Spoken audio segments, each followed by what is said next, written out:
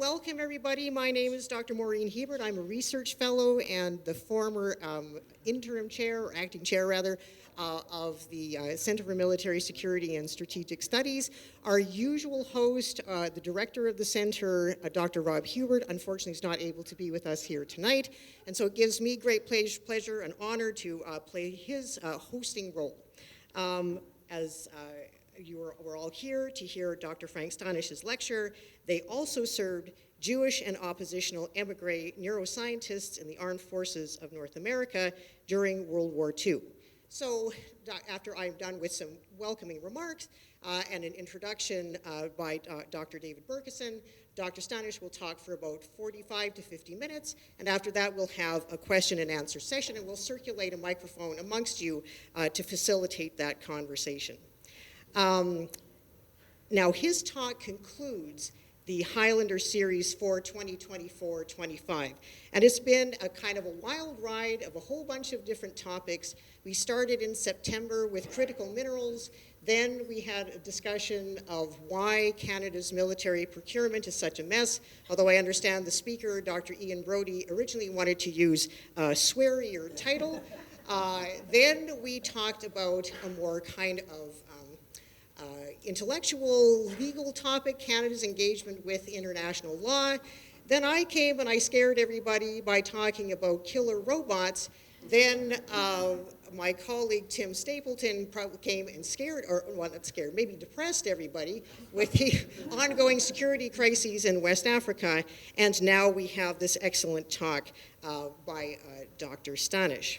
But before we get to his talk and Dr. Berkeson's introduction of our speaker, I'd like to start our proceedings off in a good way by both acknowledging and paying tribute to the traditional territories of the peoples of Treaty 7 on which we are meeting, which includes the Blackfoot Confederacy, comprised of the Siksika, the Piikani, and the Kainai First Nations, the Tsuut'ina First Nation, and the Stoney Nakoda, including the Chiniki, Bearspaw, and Goodstoney First Nations. The city of Calgary, also called Mohkinstsis and Blackfoot, is also home to the Métis Nation of Alberta, Districts 5 and 6. Now, this series and this particular event cannot happen with the help of some really important organizations and people. First and foremost, I'd like to thank the Calgary Highlanders for their continuing generous support of this speaker series. So this is the second year that we've done this.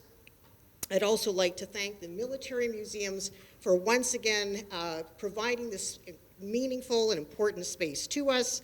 And also, of course, CMSS's extraordinary coordinator, Mary Anderson, without whom this event really would not happen. And of course, all of you for joining us on this lovely evening today.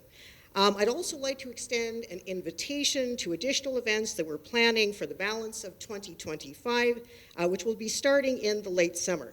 For more information on the two conferences I'm going to mention, they are available on the table right behind you. Excuse me, the first of our two conferences is called Cyber Threats to Canadian Democracy, so nothing to worry about.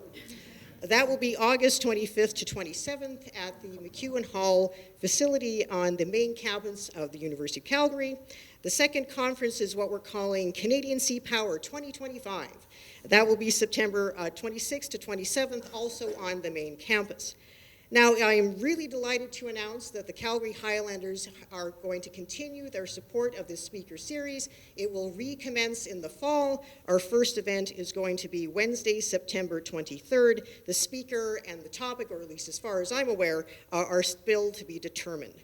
Now, I have been given strict instructions from Mary that I am to, quote, highly recommend that you subscribe to our mailing list. And you can do that by going to CMSS's homepage, and there you will find information about coming events and CMSS activities. We'll be able to mail you and let you know about all these great things.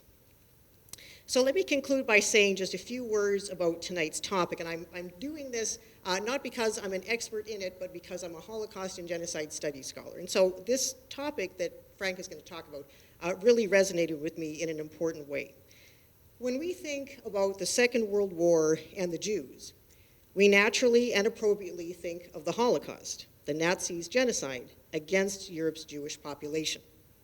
The central role of this monstrous crime has a tendency to overshadow the ways in which Jewish men and women contributed directly to the war effort in important combat and supporting roles in various Allied militaries and civilian capacities. By uncovering the story of Jewish and other émigré neuroscientists' service in North American militaries, Dr. Stahnisch centers the agency of Jews during the war, showing that members of the Jewish community were not in all circumstances victims. And he challenges the old stereotype that Jews don't fight. Instead, and indeed, Jewish servicemen like my late grandfather-in-law, Sergeant Herbert Goldstein, who served in the U.S. Army's 9th Service Command, and other men and women from all walks of life answered the call of duty in Canada and the United States, contributing in myriad ways to the defense of the Axis powers.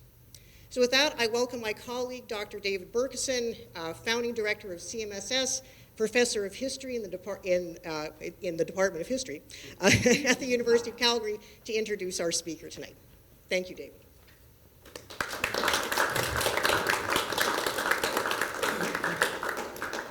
Thank you very much, Maureen.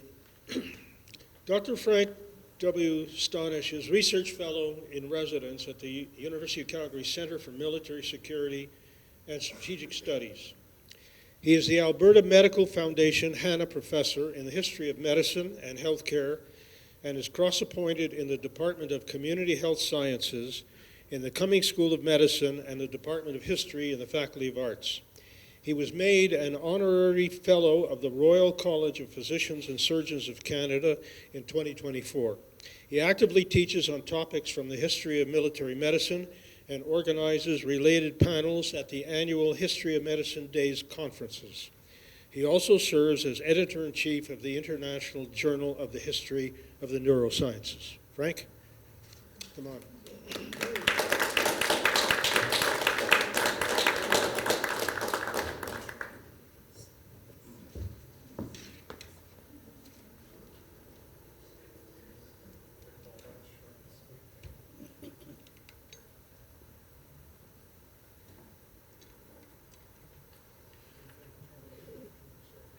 Good evening, everyone, and thank you for the nice introductions.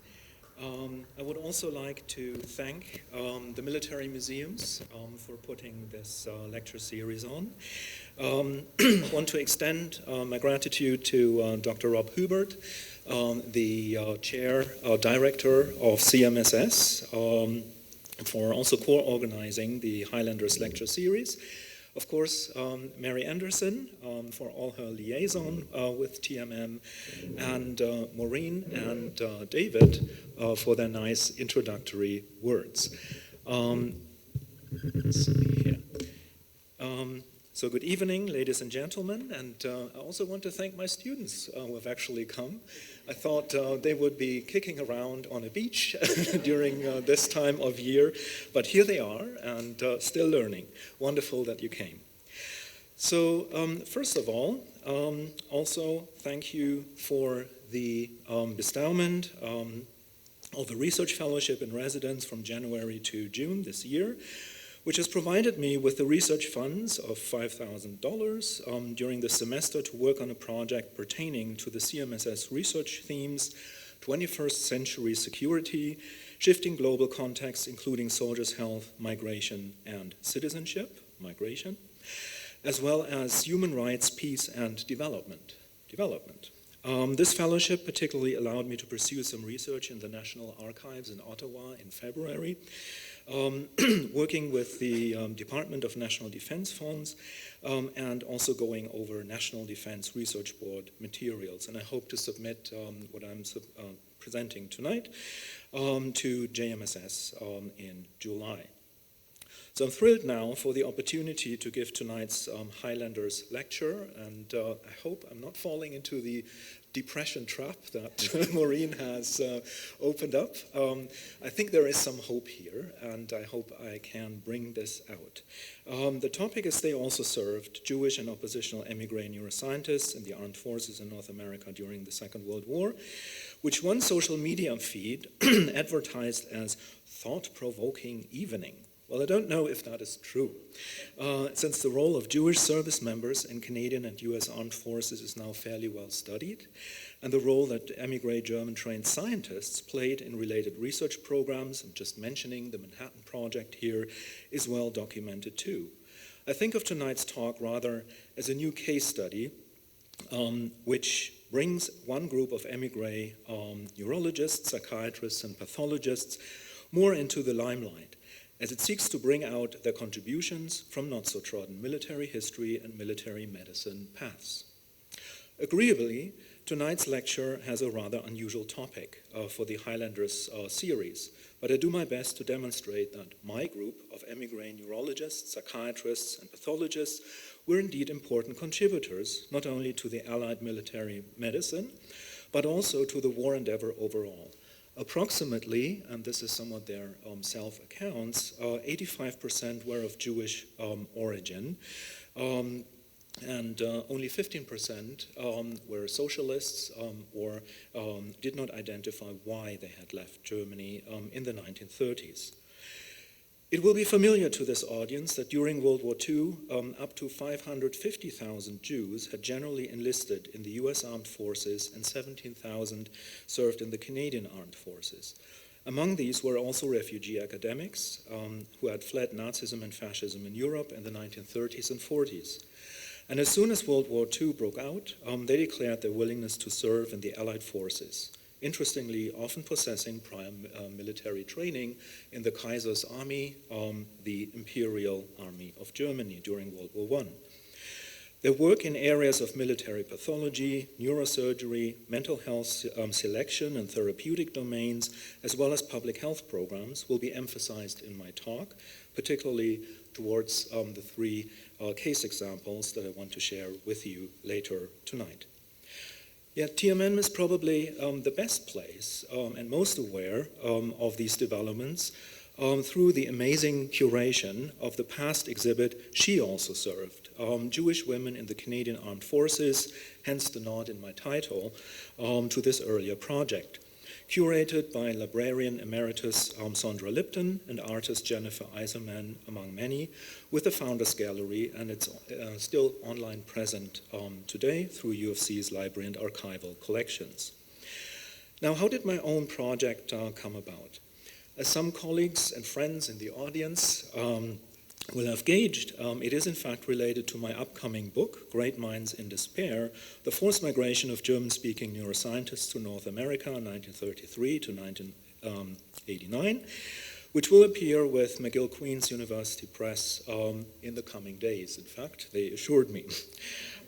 So I had been waiting for a long time, and I do have some pre-publication flyers brought along, so if you're interested in the overall project, please take a look and take this along with you. And there is also, there is also a subsidy should you be interested in buying the book.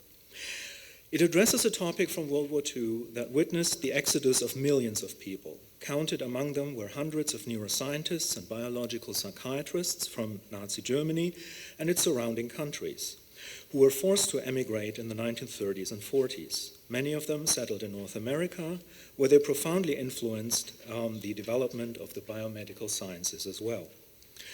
Placed in unfamiliar research settings in Canada and the US, they helped building the fields of neuroscience, psychiatry, and clinical psychology. I also explore how generation factors, gender, international networking, refugee organizations, and national funding agencies shape their experiences, and here tonight also the war context itself. Thereby, Great Minds in Despair has unfortunately become quite topical since President Trump's recent take on the universities south of our border, with yet another level of funding cuts to Harvard University over the past days, as one of the most prestigious universities in the US, not to say the world. Although different pretexts exist for the forced migration processes in the 1930s and our times, there are some similar outcomes that can be observed. For example, regarding students from the Global South, faculty and students of the LGBTQIA++ community, as well as researchers in particular domains, including climatologists, public health scientists, and immigration researchers. being ousted from their positions, some, further being detained, and many losing their essential funding supports, which is probably the more general context at the moment. Although never intended like that, my book, which was simply conceived as a scholarly case study in the underexplored area of the neurosciences, has now become awkwardly relevant, and I've received several talk invitations from US institutions and news feeds. But now, let's see what we will explore tonight together.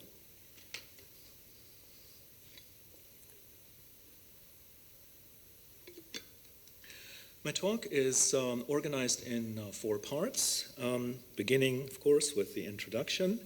And let me begin particularly with the kudos that I need to give the Canadian journalist and researcher Ellen Bessner, as her book Double Threat, Canadian Jews, the Military and World War II, was an important vantage point for my own research project. Although Bessner, of course, has a much broader range and take on her topic, is not so much focusing on the history of medicine and science, but what she brought together is not only very astonishing, but also quite pertinent to my own project here.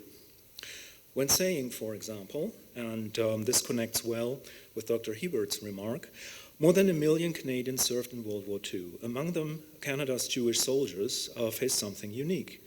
They were not only standing beside Britain against the dark forces of Nazism and dictatorship, but also fighting to save their own people from destruction.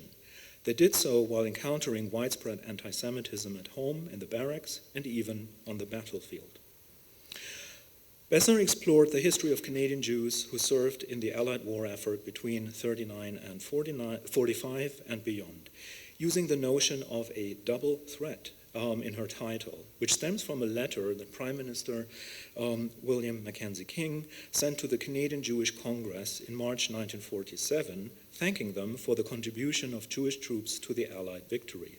The double threat of having to face Nazism and fascism in Europe, as well as needing to fight for Jewish survival in the context of the Holocaust, was also faced by the not insignificant number of physicians and scientists mentioned in my talk tonight. And you will be seeing that the numbers are quite substantial. From a group of 400 that I'm exploring in my book, at least 40 were contributing to the war effort. This is the Canadians, here is the ones in the US, and I haven't included those who served also in the Veterans Administration. There is some overlap. There would be another 36 from them as well.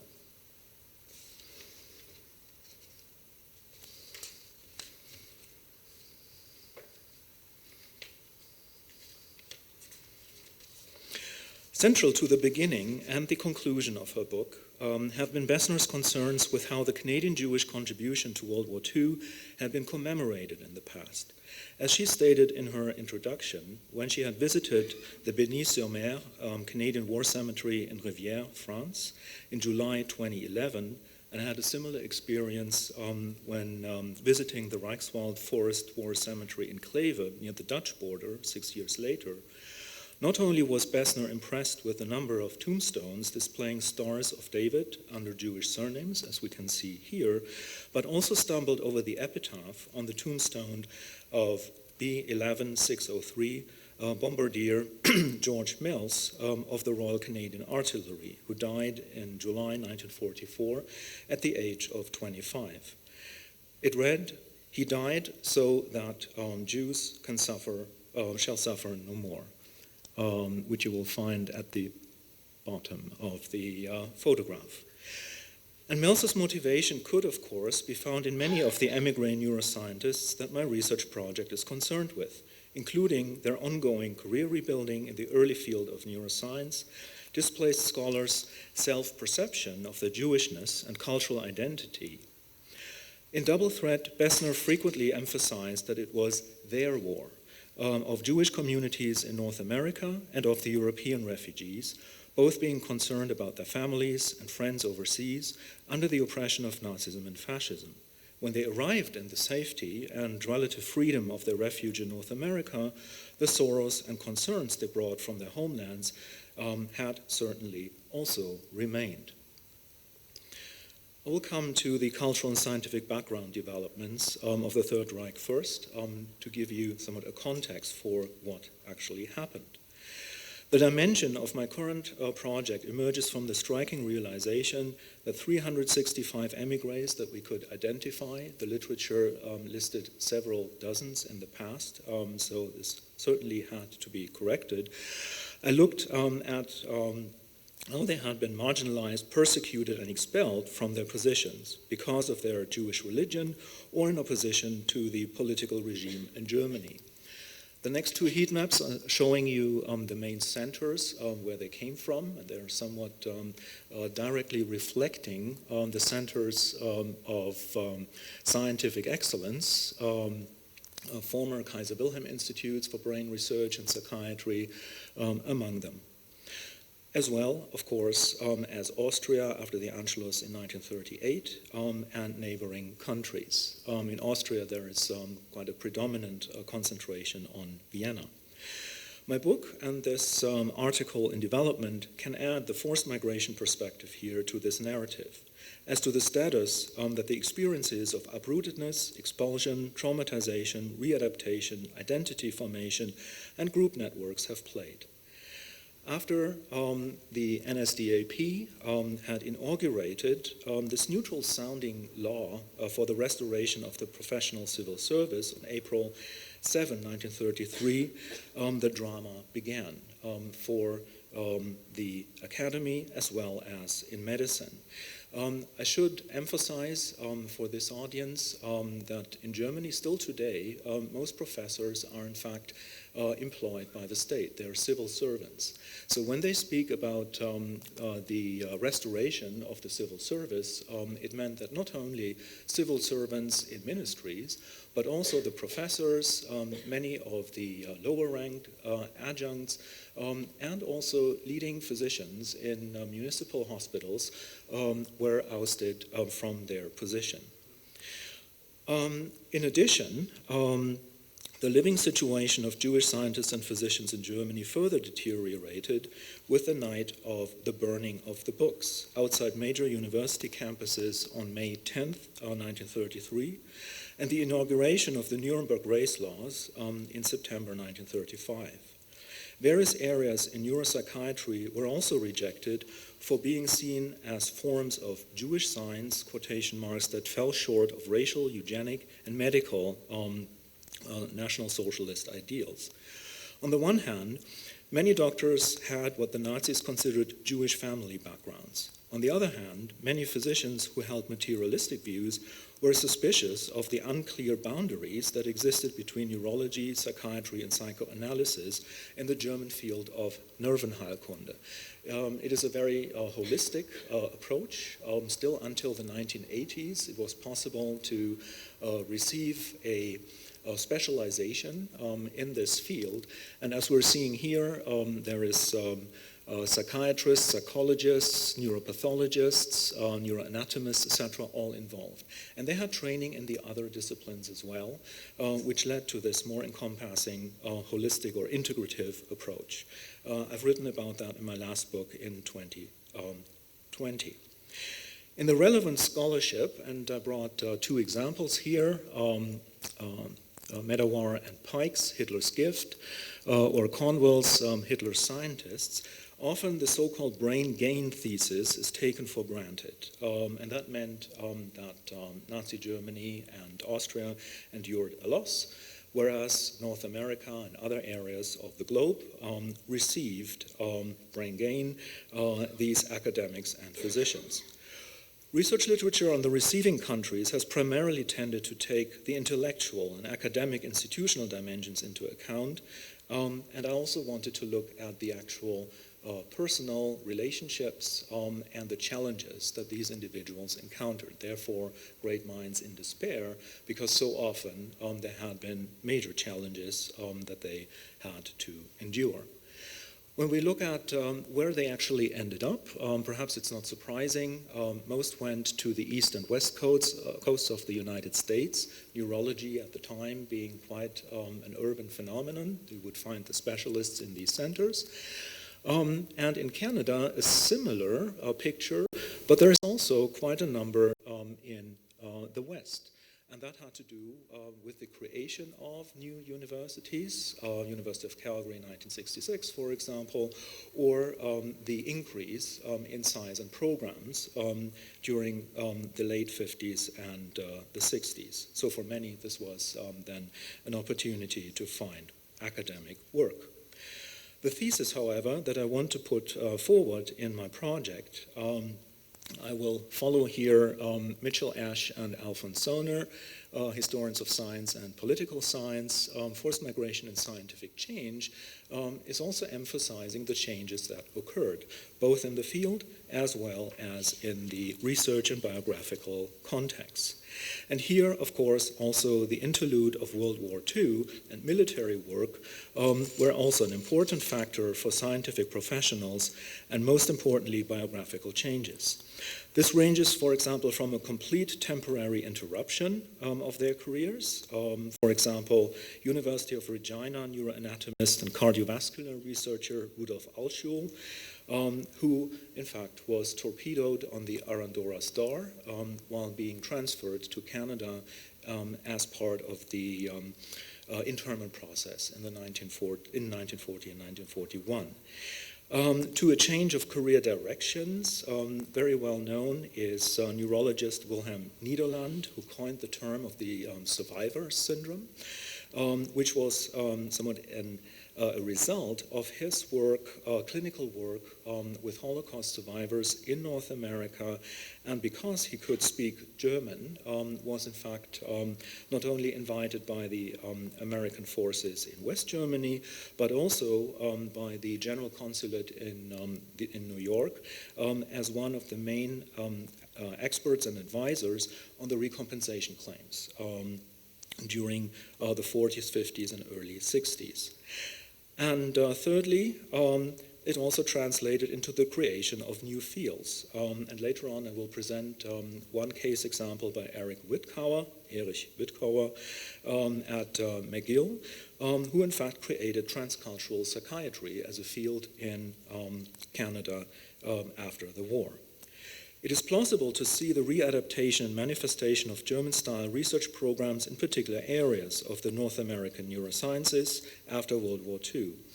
Many of the émigrés in the US and Canada, however, had to await prolonged relicensing periods and were often excluded from regular positions as physicians and medical researchers during the war, which has already been pointed out by Western University's historian Don Avery in his book, The Science of War. Oops. There we go. Oops. Wrong direction. Here.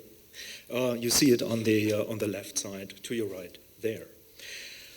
Although this book had not specifically examined neuroscience work endeavors in the Allied war effort.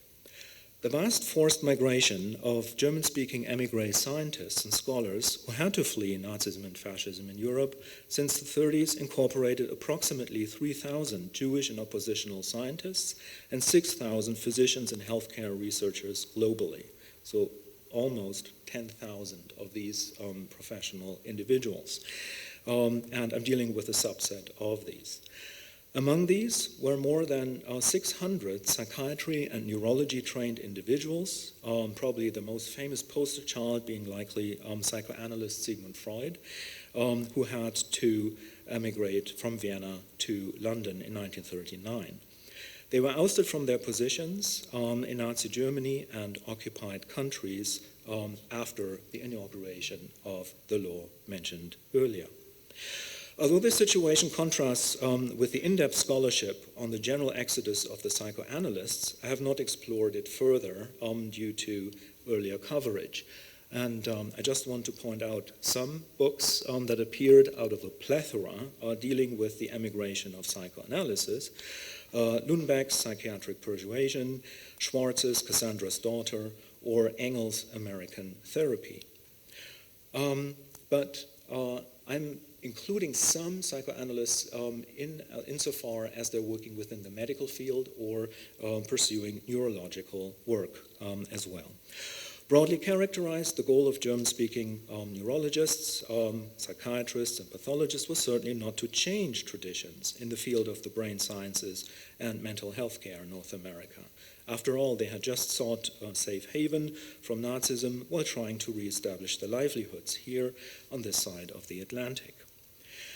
This reestablishment of their livelihoods was really remarkable, given the hardship they had to endure before and during their arrival in North America, as is apparent in probably the most well-known Vienna-born and trained neurologist Leo Alexander, who served as medical expert through the prosecution of the Nuremberg doctors' trials from 1945 to 47.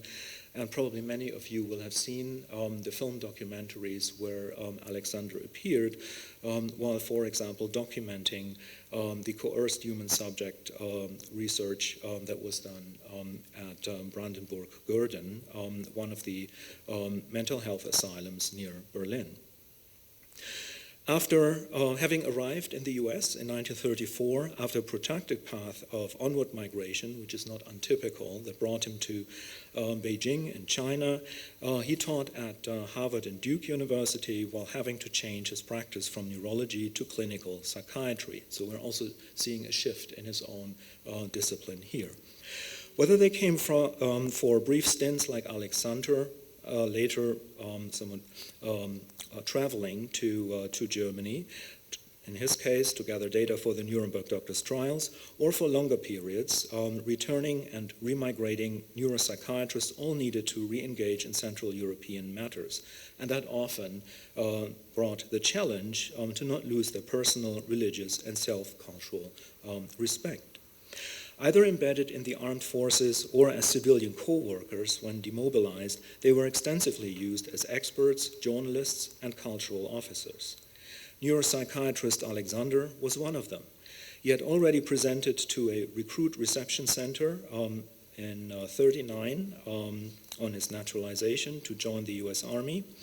And wanted to join the US Army after Pearl Harbor, but he needed to wait until 1943 before he was accepted as a military psychiatrist with the medical corps of the 8th Air Force stationed in Britain, rising to the rank of a major with the US Air Force there. He was later transferred to the Intelligence Objective Subcommittee of the 7th Army, a unit that secured intelligence on German medical practices in prison and concentration camps, also including health facilities as the mental health asylum in Gurden. In preparation of the Nuremberg doctors' trial, he examined neuropsychiatric patients who had been killed in the euthanasia program in the mental asylum, playing a prominent role as an expert to the prosecution during the doctors' trials. As his job in Germany, Major Alexander later visited former leading brain researchers of the Kaiser Wilhelm Society, Germany's National Research Foundation. It was followed by the Max Planck Society. Some of you are probably familiar with it. And actually got these researchers to talk to him very freely, in fact, about what they had been doing during the Second World War. This included Julius Hallervorden, Hugo Spatz, and Willibald Scholz, who will feature in the situation of Neuberger at the end of my talk again. They gave open interviews to him that made Alexander's report quite famous. It was entitled Neuropathology and Neurophysiology, including Electroencephalography in Wartime Germany, again sounding very neutral, but it gave the world a first glimpse into the depth of the tragedy of the coerced human subject experiments and the patient killings, particularly of young patients with mental health and psychiatric problems. Now I come to the émigré neuroscientists in the Allied war effort. From 1940 to 1941, I mentioned it before, the overall process of interning German and Austrian refugees during the raging Battle of Britain and the imminent threat of a naval invasion over 2,000 were also shipped to Canada and interned, often together, strikingly, with German POWs in specialized internment camps. When this came to an end and gave way for a more accommodating stance, first in Britain towards medical relicensing of refugee doctors, who often lamented being interned and thus pulled away from the Allied war effort, a cause they had been eager to join. And here are some mentioned from the book that we could identify. They could, however, be released from internment early if they volunteered for the British forces, as in the case of neuropathologist Hans Weiss and aforementioned clinical psychologist Hugh Lytton. Lytton, in fact, later became a clinical psychology professor here at the University of Calgary in the 1960s. They both decided to do their bit for the Allied war effort by first working at ammunition factories. While so-called enemy aliens were exempt from conscription, they could nevertheless volunteer for the pioneer corps of the British Army. For many, this non-combat role was not very appealing, though, so that others tried to show their loyalty to Britain in the fight against Nazi Germany through research work. In March of 1944, coming back to Lytton, he joined the British Army and was assigned to a team where he and other German nationals translated German documents for British intelligence. This position eventually sent him to Allied-occupied Germany as a British soldier in March 1945. He was part of a specialist unit whose goal was to search for documents from industry and institutions that could be useful to the Allies, while he also harbored understandable feelings of rejection and resentment when entering his home country. This is very nicely explored in two articles that a former PhD student of mine, Erna Kobergovic, had written, which you can find somewhat online in the UFC academic repository if you're interested. Furthermore, medically trained émigrés residing in Britain could benefit from the moderate approach taken by the Home Office's Advisory Committee in 1941. As pointed out in Peter Leighton Langer's The King's Own Loyal Enemy Aliens, among those whose qualifications had been recognized and showed their allegiance to King George VI by pursuing medical research for the British forces was, for example, Ludwig Guttmann, who was later knighted. Many of you will know him as one of the founding fathers of the Paralympic Games, somewhat an offshoot of the rehabilitation work that he did. So the shell hit him until today. Here emphasizes that he was some of the leading director of the Stoke Mandeville specialized spinal cord unit north of London in preparation of D-Day, and that actually something could be done. He had trained with Ottfried Förster in Breslau before, one of the leading neurosurgeons at the time internationally, and he brought all this insight, although he couldn't practice neurosurgery, not being relicensed in Britain, bringing this to a new sports and kinesiology-driven rehabilitation unit that is still somewhat pioneering for orthopedic and neurosurgical work these days. Interestingly enough, many of the émigrés already tried to continue their migration onward to North America, to other areas of the Commonwealth in the early 1940s because they couldn't find relicensing, but the situation for the psychiatrists in particular was different. They were often relicensed very early on. It was realized not only because of the war effort that their contribution in mental health facilities and hospitals was quite useful.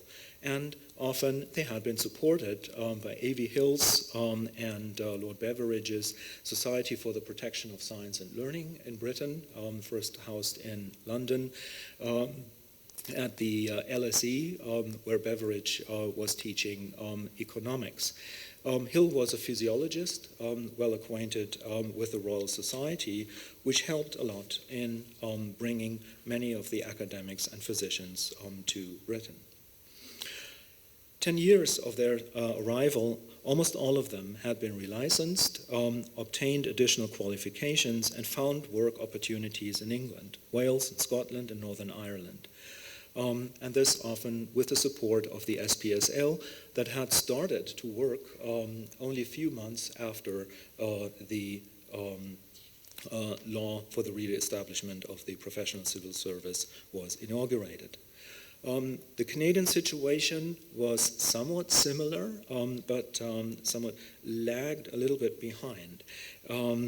The Canadian Society for the Protection of Science and Learning was started by U of T President Henry John Cody in 1933.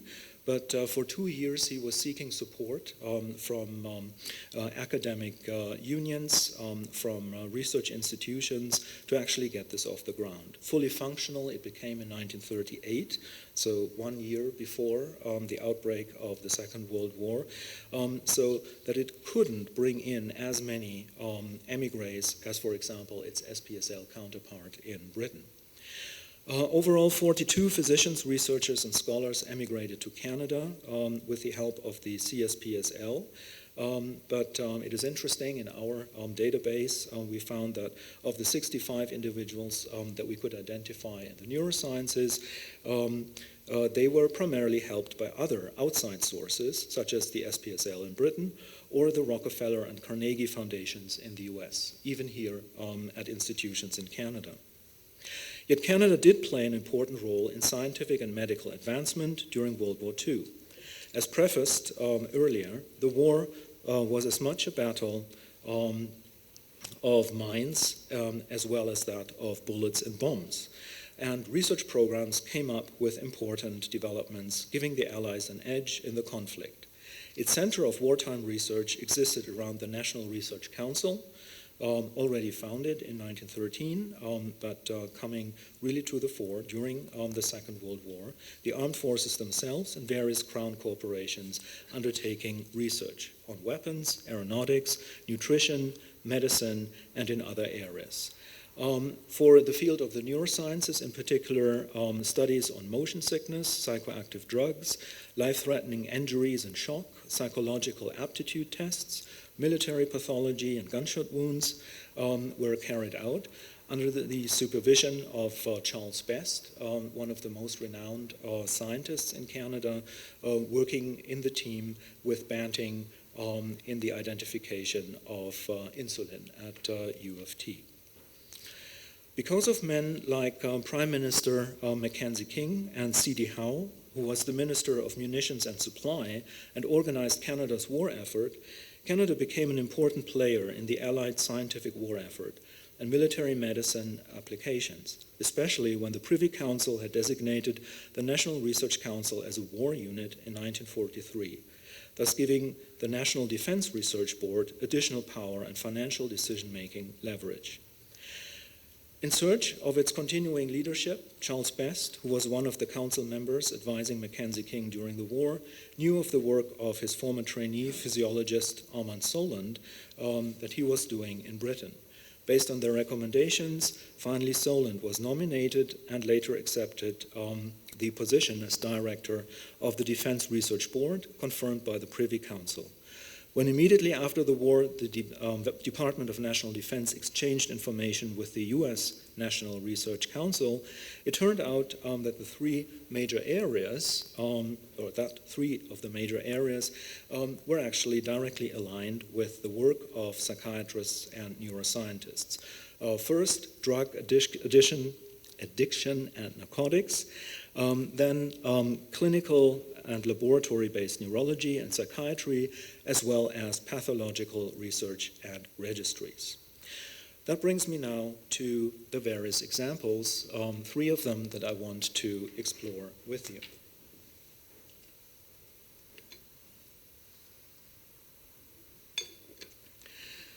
Neuroanatomist Hartwig Kuhlenbeck belonged to the rather exceptional group of only 2 to 5% of refugees who left Nazi Germany not because they were persecuted, like the over 80% of Jewish refugee neuropsychiatrists, or the additional 10% of physicians organized, for example, in the Communist Party or the Socialist Physicians League.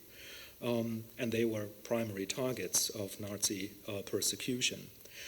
From his perspective as a humanistically trained German Bildungsbürger, Kuhlenbeck had been critical of the Nazi movement already since the 1920s.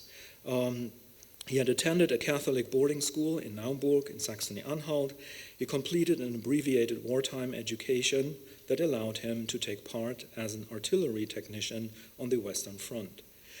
There, he also learned flying and became a reconnaissance pilot for his artillery unit during the Third Battle of Ypres. The casualties he saw during World War I drew him to the study of medicine in a double major with philosophy. He first graduated in Jena with a thesis supervised by Nobel laureate Rudolf Christoph Eucken, and during the interwar period, Kuhlenbeck graduated again with a scientific MD degree from the University of Breslau, looking at the neurodevelopmental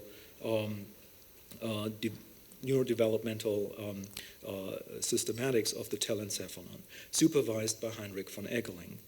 Following to his Wanderjahre as a surgeon on a transatlantic cruiser, he lived for a year and a half in Mexico. In 1927, he accepted a guest professorship in anatomy at Tokyo's Imperial University.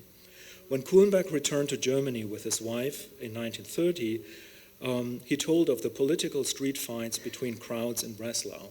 And he was a very meticulous diary writer. There's tens of thousands of pages of his diary in Philadelphia at the University of Pennsylvania School of Medicine.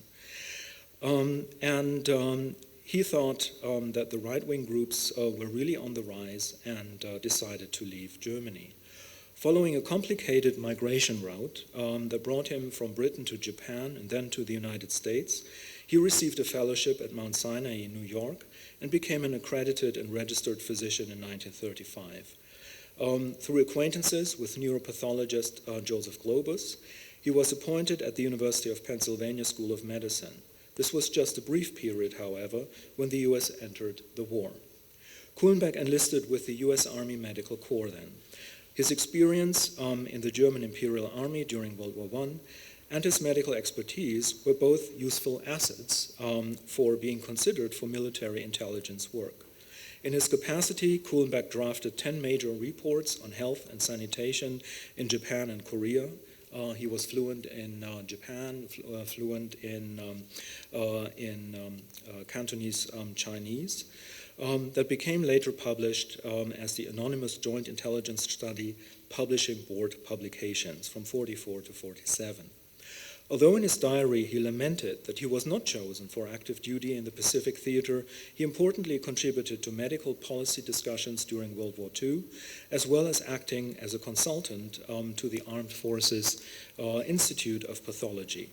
And he was released from duty. When he was released from duty, he returned to Philadelphia, becoming the head of the anatomy department, then at the Women's Medical College, now Drexel University. A post he held for 35 years, and actually teaching every medical graduate in anatomy between 1936 and 1971. And interestingly, never losing his continuous passion for flying that he had developed and mastered since the Great War. And he looks as quite a dandy there on this photograph, I guess. Second example, Eric Wittkower here in Canada. Eric Wittkower from the Friedrich Wilhelms University in Bonn was born in Berlin in 1899 to parents of Jewish descent. He described his parents as agnostics. His father was a merchant born in Scotland. Upon his son's birth, his father applied for British citizenship. Wittkower had two older sisters who later perished in the Holocaust. When during World War I, his father and his three brothers were suspected of being British agents and imprisoned, Eric Witkauer was allowed to continue attending school under the condition that he renounced his British citizenship. In 1917, he enrolled at the University of Berlin to study medicine. But the register for students of the summer semester of 1919 still noted that he was in the field, having served from 17 to 18 in the supply branch of the 17th Infantry Regiment of the Reichswehr of the Imperial Army in Saarbrücken. On his return, he graduated with his MD at the University of Berlin in 1924, beginning to introduce psychotherapeutic methods with the framework of internal medicine. Between 25 and 30, he was assistant to the medical clinic at the Charité in Berlin, and then became an assistant from 30 to 33 with Professor Karl Bonhoeffer, who was the leading capacity in psychiatry in Germany at the time, while also beginning psychoanalytic training at the Berlin Psychoanalytic Institute. This is another one of these instances where you're seeing some of the cross-fertilization between these disciplines in that Nervenheilkunde field. And he was made a Privatdozent, so an adjunct professor in 1933 in psychosomatic medicine at the University of Berlin. Because of the rise of Nazism in Germany, in 1933, Eric and his wife Claire Witkauer left Germany, first moving to Switzerland, then to the UK, where he could receive a laboratory research fellowship at the Maudsley Clinic, again with the support of the SPSL. The Witkauers, shortly after they had arrived, had their British citizenship restored. After further training in Edinburgh and Glasgow, he came to serve as a psychiatrist in the British Army from 40 to 45, having received an invitation from Major Ferguson Roger to continue psychosomatic research at Edinburgh Castle, which was at the time a hospital, military hospital. A few months later, Major John Rowling Rees, the previous director of the Tavistock Clinic, where he had also worked in London, had by then become consultant in psychiatry of the War Office, and he asked him to develop an officer selection scheme, about which he says, a need for an officer selection scheme had arisen because after Dunkirk in 1940, selection of suitable candidates on the basis of battle performance was no longer possible. And he further describes how this works. The selection scheme, as he developed it, was in brief as follows. The officer candidate, examined by a psychologist for personality pointers, was interviewed for 1 hour by a psychiatrist, was then tested by a military testing officer for performance in the field. A trial then took place. If all members of the panel agreed, the candidate was passed. If not, further exploration took place. The presiding colonel had the final decision. The scheme was accepted, and the first War Office Selection Board, WOSB, in Edinburgh came into being. So he had fulfilled some of his duty there and was transferred to Birmingham and the Northfield Military Hospital. The hospital was restructured into a teaching hospital for group therapy, and Witkauer, with his background in psychosomatic medicine, took over tasks around organizing education for both British and US officers, while also continuing to write up his observations and findings from his military practice. This included, for example, publications in the American Journal of Psychosomatic Medicine, and often showcased psychological perspectives on internal medical problems, including, for example, issues of blindness and what the psychosomatic context meant for the patients, or questions of tuberculosis, here already in the second edition in 1955. In 1951, Witkauer left Britain, where he had done his medical service in the Royal Army Medical Corps, to move with his wife and 2 children to Montreal. Dr. Ewan Cameron, the director of the psychiatry department at McGill, sent Peter Edgell, a young psychiatrist, to the UK, somewhat as a scout, to learn with Witkauer and seeking whether Witkauer could be lured to Montreal. Through the earlier contacts, Witkauer was then hired at the AMI, the Allen Memorial Institute, where he organized the domain of transcultural psychiatry, edited the journal Transcultural Psychiatric Research Review, and helped founding the International College of Psychosomatic Medicine. And in Canada, following a suggestion from Cameron, who also served on the advisory board of the National of the Defense Research Board, he also continued with clinical research projects related to questions of war neurosis.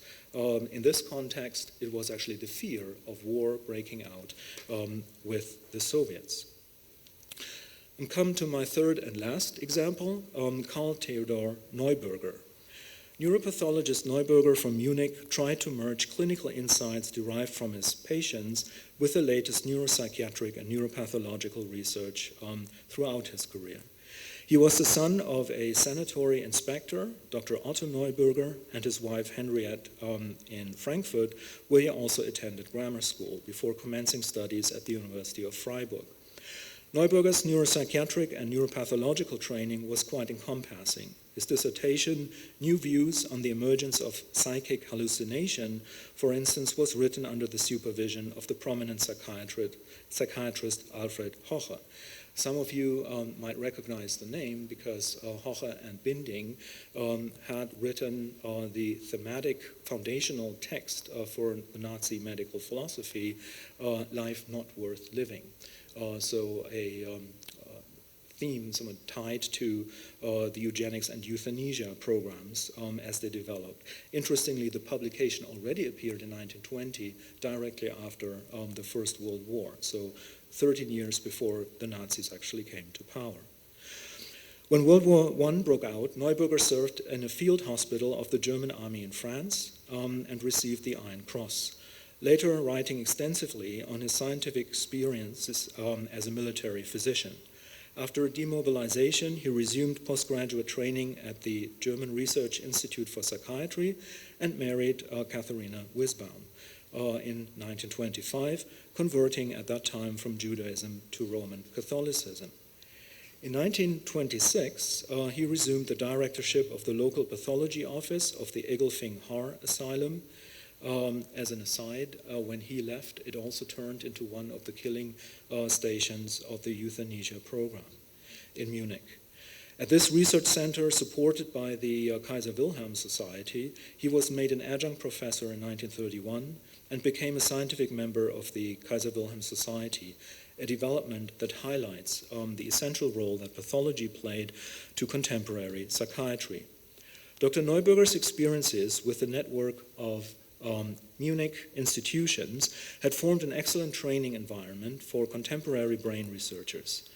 In March 1933, however, a month before the imposition of the law for the restoration of a professional civil service, the Kaiser Wilhelm Society had already started in prohibiting Neuberger and many of his colleagues from doing work in the institute. So they actually preempted the Nazi legal system by quite some time. In 1938, when anti-Semitic sentiments in the Third Reich became more widespread, Neuberger fled with his family of 3 children, Maria, Henrietta, and Otto, to Denver, Colorado. And I'm very thankful for, in fact, his grandson, with whom I had various exchanges about what the family had endured. Following a period as a Rockefeller-funded fellow, he was offered a pathology professorship at the University of Colorado when the war ended. Yet throughout the 1940s, while being associated with the U.S. 3rd Infantry Division in the rank of a major, Dr. Neuberger had assembled neuropathological specimens and data related to war injuries and invalidity, which he published in an edited collection that he co-edited with pathologist Webb Haymaker from the Surgeon General's office in Bethesda, the Atlas of Neuropathology. And Haymaker, it was mentioned that I'm also editing the Journal of the History of the Neurosciences, was one of the doyens, the protagonists of our field in the history of neuroscience, quite a prominent neuroscientist in his own right. He was clinically relicensed in 1947, Neuberger that is, and a few years later even elected head of the department in Colorado. Having become an adjunct pathologist with the Rose Hospital in the vicinity of Denver's medical school, Neuberger emerged as a leader in creating a neuropathology research group in Denver and played a founding role with the American Association of Neuropathologists. His contributions to an array of research topics, ranging from gunshot wounds to concussion, the degenerative effects of epilepsy and neuro-oncology, were scientifically recognized throughout a Distinguished Medical Service Award 1967, and, interestingly enough, in Germany, the Golden Kraepelin Medal of the Max Planck Institute for Psychiatry. They invited him to come to Western Germany. And though Neuberger returned to Munich, oops, that was the right one, sorry, he didn't receive recompensation for the lost position earlier. The visit was a rather ambivalent one in 1966, as such visits were for many other émigrés who traveled back to their home countries. He had to confront the pushback of the German government and scientific institutions on the matter of recompensation for his lost academic position 3 decades earlier. Historians have recently investigated how the Max Planck Institute sought to reintegrate refugee scholars in the Federal Republic. The Max Planck Institute founders had openly expressed their wish to continue the previous Kaiser Wilhelm Society tradition. Accordingly, the Max Planck Institute attempted to restore its reputation by contacting scientists abroad, but this gesture led to open confrontation often with the émigrés who vividly recalled the humiliating circumstances of their dismissal, some of them having actually been physically dragged out of the institutes in 1930 and later. Given that the Max Planck Institute was a publicly financed organization, though, many of the refugee academics in North America approached it and demanded reparations for the loss of their careers, including Neuberger. Efforts to resolve these conflicts were, however, seldom satisfactory. The Ministry of State announced to the Bavarian Department of Compensation in Munich related that his claim had simply expired. In 1964 and 1965, the law was somewhat repealed, and the often lagging and dragged on processes all came to an end. Of course, one could assume that a lot of funding was involved had recompensation been paid out to the adequate level. I come to my conclusion now. The fate of the émigré neuroscientists presented here tonight forms only a subset of a large population, I mentioned 500,000 fleeing Germany alone, between 33 and 45, of forced migrants and later displaced persons from Central Europe. Yet when put into a wider perspective, not only did the 400 scientists and physicians of this group represent about 2/3 of the scientific community in the US and Canada. The US, for example, had only 400 neurologists at that time. But the amount of those who served either directly in the armed forces in North America or previously in Britain was, with 10% or more, astonishingly high, especially when one takes the forced migration experiences, challenges, and plight into account. It is striking to see that many of the émigré neurologists and psychiatrists already possessed prior military experiences from serving in the German and Austro-Hungarian forces during World War I, including artillery, infantry, medical, intelligence, and flying experiences, some even receiving military decorations, medals, and awards. Émigré neuroscientists had to overcome many challenges in the pre-existing clinical and research settings in their new host countries, including relicensing and medical recognition problems of their previous certificates and diplomas, I think a topic that we're still seeing when looking at international medical graduates these days, as well as reluctance regarding their acceptance of enemy aliens, particularly concerning those interned in the UK and Canada between 1940 and the last ones in 1943, to be accepted for military duties. And despite such initial challenges during the first years of their forced migration, or prolonged because of their onward migration from Britain and elsewhere, for many of the émigré physicians and scientists held what Besner described as the enabling context of World War II. She says, Plenty of demobilized Jewish medical personnel credit their years of battlefield experience with accelerating their post-war careers, as was the case with the Winnipeg dentist Jack Ludwig. After patching up the faces of so many wounded servicemen, Ludwig took a further medical degree in England and came home to practice as a dental surgeon, actually becoming also a professor at the University of Manitoba. And often the insights from American and Canadian acquaintances regarding existing scientific and defense-related networks made the integration of émigrés into military medicine and defense-related research programs possible, as we saw, for example, in the case of Captain Webb Haymaker and the émigré Karl Neuberger, with whom we collaborated. In this way, I hope that my talk tonight serves the purpose of highlighting the spectrum of the Canadian and American war experience while emphasizing the fate and the accomplishments of many émigré physicians and scientists who had fled Nazism and Fascism in Europe. And again, as Besner has pointed out in Double Threat, their service and their contributions to the war effort were often only the beginning of a process that led to more social acceptance and anti-discrimination steps in their new home countries. And I'm just alluding to the latter part of the quote here. Restrictions, she says, were still in place in many provinces regarding land ownership and access to some professions and to university training, and university training was still limited. This discovery came as a bitter disappointment to some Canadian Jewish veterans. It would take a few years before lobbying by the Jewish community and by the wider human rights and labor union spheres would move governments at many levels to bring in anti-discrimination legislation. So thank you very much for your attention and look also forward to our discussion.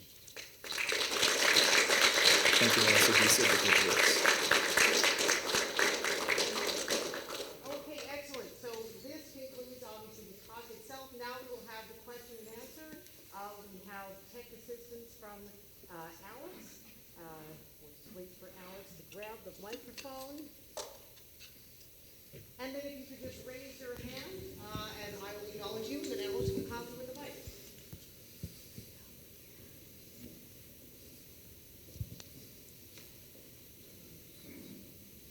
Yes. I probably don't need a mic. I was going to ask whether when it came to trying to aid the war effort in Canada, specifically, were there any instances that you found in specific where the attempts to help were directly kind of not accepted by the Canadian government, the Canadian Armed Forces, due to a person's Jewish identity? Well, in the cases that I looked at, this was not identifiable on somewhat a formal level. When they applied and wanted to contribute, they would usually find a placement and being accepted. But it came more subtly in terms of relicensing schemes that also depended very much on the province's purview in accepting the émigrés, particularly the physicians, into the medical community. Then not being able to join specific areas, and as Besner also relates, the Canadian Navy was very difficult to get into, for example. But it was soon realized that they could indeed make major contributions. And I think the networking that we've seen, for example, in the case of Whitcower and Cameron, Best, Banting, and Hanselji, for example, who I hadn't mentioned here, often worked out in finding quite appropriate placements. I think this was driven by instrumental reasoning in a certain way. If you have neurochemists who understand how neurotoxicity works and could potentially make a contribution, as in Selye's case, to questions of nerve gases, then probably it was more opportune to take them in a particular research project than not. But there was certainly the realization, again, similar to what Besner said in the last quote, that until the late 1950s, early 1960s, for example, in research institutions and universities, numerous numera clausa existed. So Jewish students and Jewish researchers could only be employed if the quota was filled, if there was already so many of them in place. And there's new research work by Jackie Duffin and Thomas Schlick being done on the cases of Queen's University and McGill. Then they either had to wait or there was no continuing research position. So that's particularly for the time after the war. And then there were some of the personal experiences that, for example, chaplaincy services didn't exist, kosher food wasn't provided, and that, of course, didn't realize a very welcoming positioning if they were directly part of the armed forces. But interestingly enough, they found ways around it, and often in forms of self-organization, supporting each other, and also being supported by communities close to barracks, close to research institutions, close to hospitals, and the like. I hope that gives you some idea as to how they felt.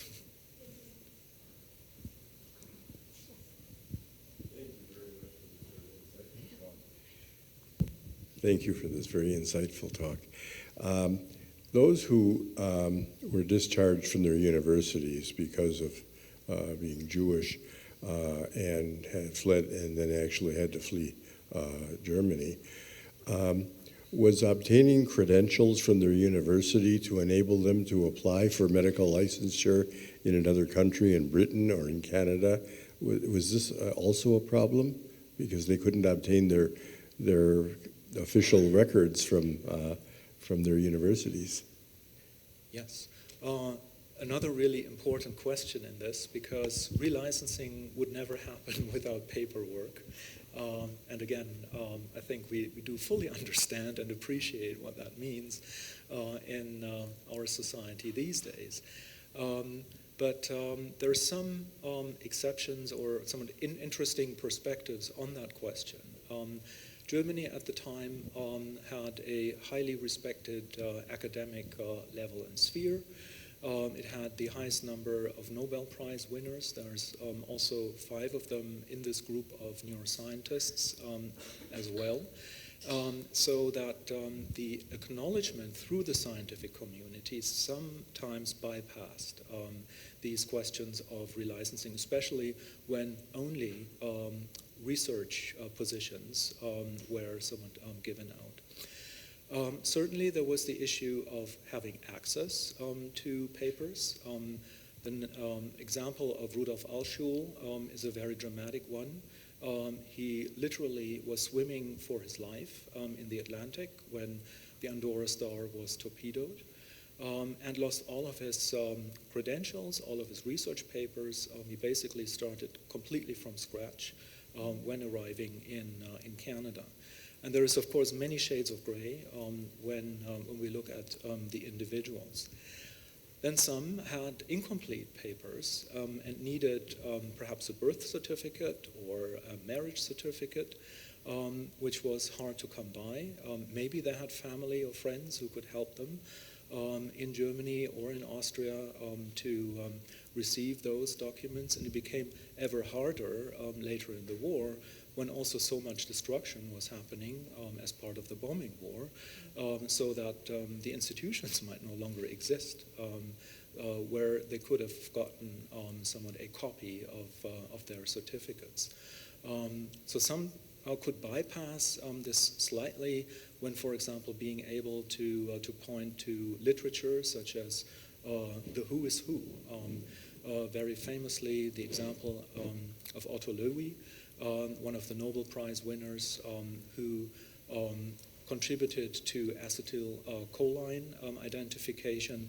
When he arrived in the US, he didn't have sufficient papers ready, and describes in a diary entry how the officer was looking back to the bookshelf next to him into the who is who of some in science and scholarship, and found an entry for Louis in there.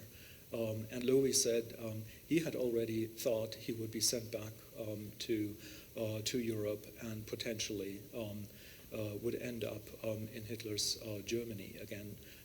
But fortunately, he was let into the country. And then, of course, former networks also played a role. Individuals, researchers that they had acquaintances with, worked together, met at international conferences that could also alleviate some of these strains. But it's a really important and very practical question, in fact, for them when they arrived in North America, to be able to kind of self-identify themselves to the administrative settings here. Thank you for that.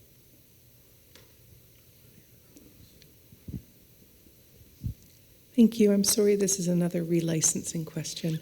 You mentioned that relicensing or licensing is the jurisdiction, or normally mostly the jurisdiction of the province. And I'm just wondering if you were able to determine whether different provinces were more or less accepting for relicensing. And then the follow-up question is, apart from the documentation challenges, which are very interesting, were Jewish and or German physicians considered differently than other countries with immigration coming to Canada from a relicensing perspective? Thank you. Thank you very much. There is a lot in there as well. So for Canada, the relicensing was somewhat in the purview of the colleges of physicians in each province. So each province for itself could have either more lax or more strict relicensing regulations. Quebec and Ontario were much stricter than, for example, Saskatchewan and Alberta. When individuals applied, and this probably goes also back to the question about perhaps anti-Semitic undertones, there are certainly some very unpleasant experiences when, for example, family physicians were sought for, and there was one important case in Saskatchewan where the local community actually wanted to receive that Jewish physician and his family because they hadn't had a family physician for decades. It was the College of Physicians that made this impossible. So they had to return and go back to Toronto, in that case it was. So such situations also happened. But there's also, somewhat on the topic of hope, there were situations, and probably Western Canada is a good example for that, when more accommodation was made. In the United States, it was similar. State legislation, particularly on the East Coast, was very welcoming until around 1941, when it was realized they already had too many. So the American Medical Association chapters were somewhat pushing back and saying, well, if they are coming and if they are received, they should rather go to the Midwest, where there is more need for physicians. But overall, one has to look at each state individually, but overall, they were quite restrictive, in fact, other than Western Canada, for example, when one would think it's relatively related, but in that way wasn't. Can you give me a clue regarding your second question? I think I might have forgotten it. It was really just about, was there more or less discrimination from a licensing perspective because somebody was Jewish and or German? That certainly also tied perhaps more into the immigration laws and quotas that existed since 1921. and that could go somewhat against the arrival of the individuals. But not so much the fact that they were Jewish, but rather what their background was, whether, for example, neurologists were sought for, which probably wasn't the case in a small town, small city in the prairies. So the need was rather for internists or psychiatrists, and some of them were somewhat reinventing themselves by either adding additional skill sets to their training background, or re-emphasizing parts of their training background that they already had to somewhat fill these positions that were actually sought for. And otherwise, they were competing with everyone else. It was probably the most problematic time in the 20th century to arrive in North America, because it was just after the Great Depression. So that is a certain miracle in a way that for a decade most of them would actually find work in often high-level academic positions, probably having to do with the war economy, and then of course also the social reform after the end of the Second World War. I think that's also part of this context. Thanks. Just interesting how it's different now, but the same. Thank you. Thank you so much. I'm either thinking or wondering about the motives of, the driving force behind those who enlisted in the military or who served in the army during the war. What was the driving force? Was it the case of, was it a case of passion? Were they passionate about what they were going to do there? Or loyalty, or maybe survival, because of their situation at the time? I don't know if that makes sense. It absolutely makes sense, and I would say all of the above. It really depends on each individual that you're looking at. I think in the beginning I wanted to put it under the umbrella that they also did it collectively for the survival of Jewry, somewhat in the context of the Holocaust.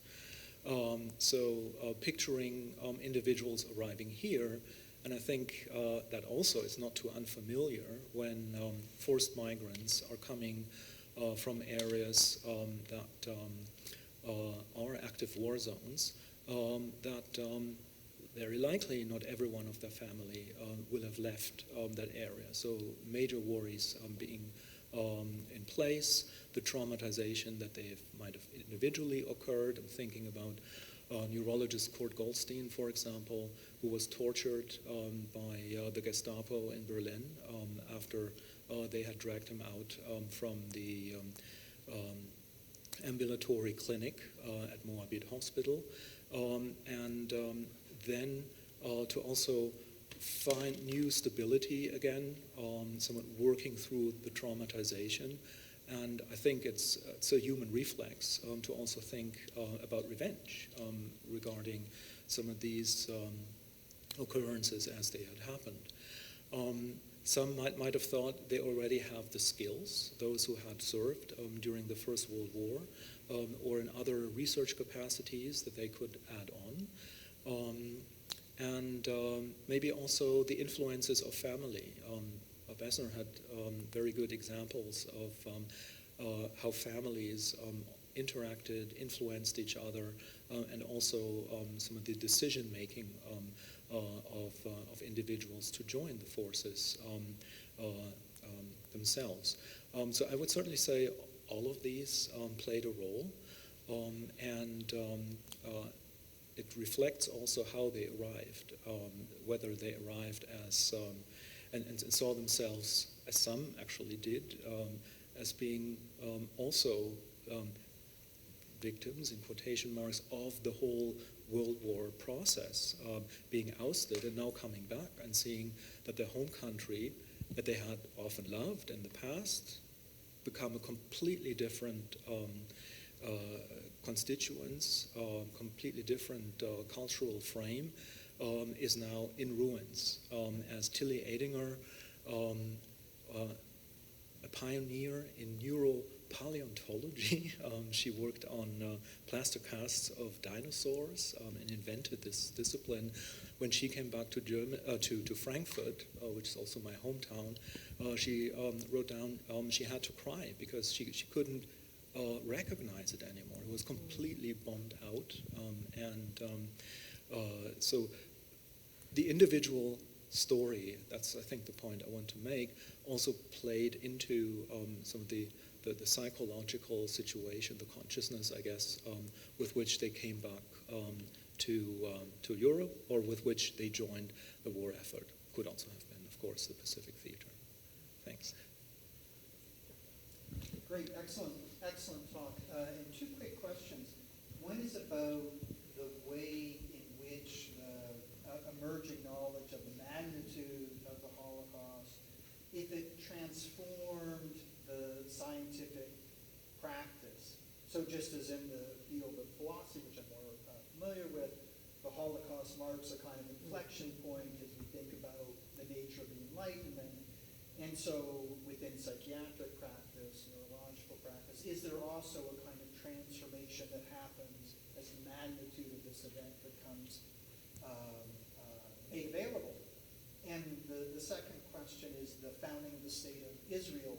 We have these individuals who have engaged in these great transmigrations, and now with the founding of the state of Israel, does that have a special pull or not within this particular community?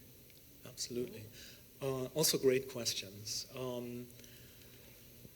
I think beginning with the latter question, when Israel was founded, it was for many some of the promised land that offered a safe place without anti-Semitism overall. So even with the more subtle aspects that we've discussed earlier, this would be completely free from the anti-Semitic experiences that many had had. There was a spiritual longing in some. There was were scientific collaborations. There were family situations that brought several back. I couldn't say it is one group. This group goes to Palestine/Israel, but certainly a lot did. And some had actually ended up in British occupation Palestine before and remained as psychiatrists. Rakefet Salashik, who we had as a presenter in our Calgary History of Medicine Society some years ago, for example, presented on German, Goy, I believe, psychiatrists in Israel, and how they brought also some of the eugenics views from Germany and Europe to Palestine with them, and created its own scientific community. So these awkward elements existed as well. Regarding the question about knowledge of the Holocaust, I think it's a protracted process. So at each kind of flexion point, this changes. I think I'm giving only one answer from those who are dealing with it in a more concerted way. Witkauer and Niederland, for example, who were actually dealing with Holocaust survivors and their medical and psychological traumatizations and symptoms. And for them, it was very close. They heard about the concentration camps relatively early. The extent was known to them, what it can do with individuals, and also the paradoxical effects that some were suffering a lot from somewhat damages that weren't somewhat as exposed as others who might have experienced a lower degree, if that's possible to say, but that's also in the literature, the medical literature, lower degree of traumatization, could experience an enormous amount of psychosomatic problems. And Nederland in particular was at this